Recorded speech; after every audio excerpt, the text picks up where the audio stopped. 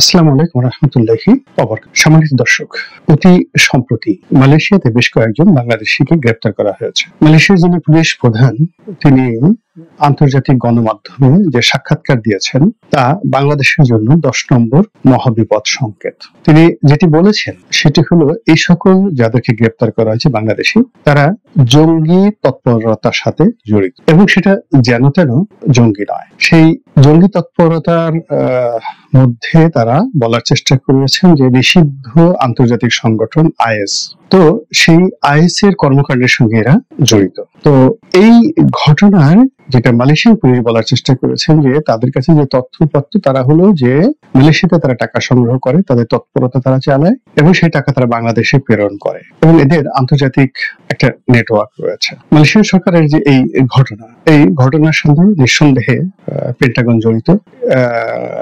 Scotland yard মানে বিশ্বের যে পুলিশের যে যাকে বলা হয় ইন্টারপোল, তার সঙ্গে সঙ্গে ইংল্যান্ডের যে পুলিশের হেডকোয়ার্টার তারা জড়িত, এবং জঙ্গিবাদকে ন্যাচারালাইজ করে পৃথিবীর যে সকল দেশ এবং রাষ্ট্রকে টার্গেট করে যে সকল দুর্ঘটনা অতীতে ঘটানো হয়েছে তারই একটা প্রাথমিক যাকে বলা হয় মহড়া এই মালয়েশিয়াতে শুরু হয়ে গেল, যাকে না আমাদের এই দেশটির জন্য আগামীতে ভয়াবহ বিপদ ডেকে নিয়ে আসবে, এবং যে বিপদগুলো ডেকে নিয়ে আসতে পারে সেগুলো নিয়ে খুবই খোলামেলা ভাবে আমি আলোচনা করব। আপনারা যারা মালয়েশিয়াতে থাকেন তারা সবাই জানেন যে সেখানে আওয়ামী লীগের যত লোক থাকে তার সাথে বিএনপির লোক বেশি, আর বিএনপির যত লোক থাকে তার সাথে জামাতের লোক সেখানে বেশি। তো জামাত মূলত, আমি ব্যক্তিগতভাবে জামাতকে যতটা জানি, এরা জঙ্গিবাদের সাথে জড়িত নয়। তারা প্রথাগত রাজনীতি করতে চায়, রাষ্ট্র ক্ষমতা তারা পেতে চায়, যেতে চায়, এবং প্রচলিত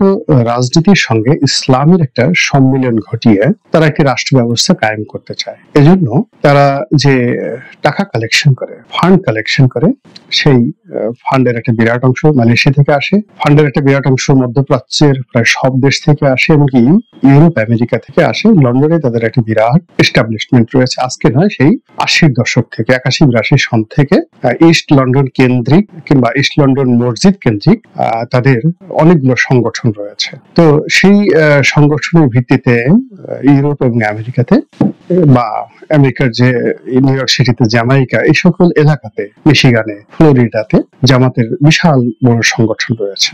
এখন আমরা বাংলাদেশে বসে জামাতকে যেভাবেই দেখি না কেন, মূল্যায়ন করি না কেন, জামাত সম্পর্কে আমেরিকা, ইউরোপ এবং যাকে বলা হয় ভারতের যে ন্যারেটিভ, সেই ন্যারেটিভ হলো এটা একটা জঙ্গি সংগঠন, এবং এই জঙ্গি সংগঠনটা তারা বানাতে চায় এই কারণে যে কোনো কারণে যদি জামাত রাজনৈতিকভাবে শক্তিশালী হয়ে পড়ে এবং একবার যদি তারা রাষ্ট্র ক্ষমতায় যেতে পারে, তাহলে এই যে 18 কোটি মানুষের যে বিরাট অংশ 90%, সেই 90% মুসলিমদের একটা বিরাট অংশের উপর তারা আধিপত্য বিস্তার করবে, এবং এটা দীর্ঘ মেয়াদে এরকম একটা রাষ্ট্র হয়ে যাবে যে রাষ্ট্রটির সঙ্গে পাকিস্তান, যে রাষ্ট্রটির সঙ্গে আফগানিস্তান, সেই রাষ্ট্রটির সঙ্গে আবার সীমান্ত পাড়ি দিয়ে সেই আর্মেনিয়া, আজারবাইজান, তারপর শেষে তুর্কমেনিস্তান, উজবেকিস্তান, এই সকল রাষ্ট্রে এটা বিস্তার লাভ করবে, তারপরে সীমান্ত পাড়ি দিয়ে ইরানে চলে যাবে। আর আগে থেকেই জামাতের খুবই শক্তিশালী সংগঠন রয়েছে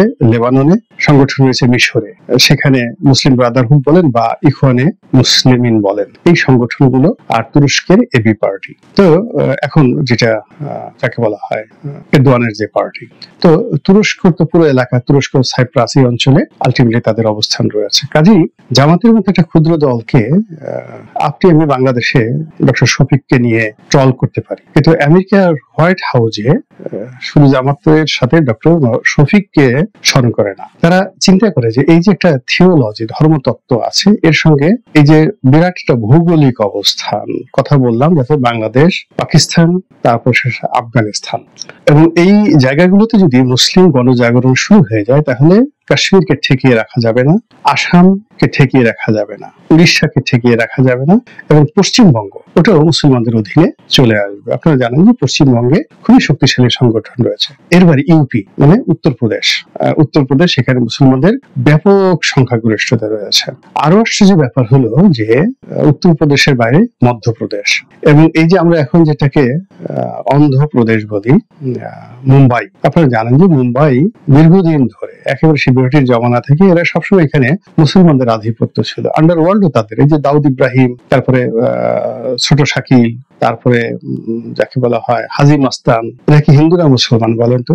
এই সব মানে ভারতের আন্ডারওয়ার্ল্ড তারাই নিয়ন্ত্রণ করে আসছে সেই ব্রিটিশ জমানা থেকে। এরপরে আপনি যে এলাহাবাদের কথা শুনেছেন, লখনৌর কথা শুনেছেন, আহমেদাবাদের কথা শুনেছেন, আওরঙ্গাবাদের কথা শুনেছেন, এই জায়গাগুলো কোথায়? এমনকি গুজরাট মানে নরেন্দ্র মোদীর যে গুজরাট, এই যে শিবাজি, মানে তারা যত বড় কথা বলুক না কেন ওখানে কিন্তু দীর্ঘদিন ধরে মুসলিম শাসন চলে আসছিল। তো এই জায়গাগুলো আবার যদি একত্রিত হয়ে যায়, এবং হওয়াটাই খুব স্বাভাবিক, ফলে এই প্রত্যেকটা ছিদ্র বন্ধ করার জন্য ভারত এবং আমেরিকা এবং পশ্চিমা শক্তি তাদের যে মাস্টার প্ল্যান, সেই মাস্টার প্ল্যান হলো মুসলমানদেরকে দমায় রাখতে হবে, জঙ্গিবাদকে দমিয়ে রাখতে হবে, আর জঙ্গিবাদ না থাকলেও সেখানে জঙ্গি নাটক তৈরি করতে হবে। এবং এটা কখনো আফগানিস্তান থেকে, কখনো পাকিস্তান থেকে, কখনো সিরিয়া থেকে, কখনো মালয়েশিয়া থেকে, যেভাবে দরকার তাদের এজেন্টদের মাধ্যমে তারা এই জিনিসগুলো করবে। এখন বাংলাদেশে ধরেন এই সময়টিতে অতীতের যে কোনো সময়ের চাইতে তৌহিদি জনতা বলেন,